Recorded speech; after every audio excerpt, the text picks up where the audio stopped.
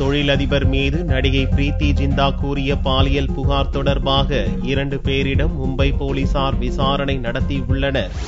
Kings 11 Punjab அணியின் உரிமையாளர் நடிகை பிரீத்தி ஜிந்தா கடந்த மே 30ஆம் தேதி மும்பை வான்கடே மைதானத்தில் பஞ்சாப் சென்னை அணிகள் மோதிய போது பஞ்சாப் அணியின் இன்னொரு உரிமையாளரான தொழிலதிபர் நெஸ்வாடியா தன்னை பெவிலியனில் மானபங்கம் செய்ததாக புகார் அளித்தார். புகாரின் பேரில் நெஸ்வாடியா மீது வழக்கு பதிவு செய்துள்ள மும்பை போலீசார் தங்களது விசாரணையை துவக்கியுள்ளனர்.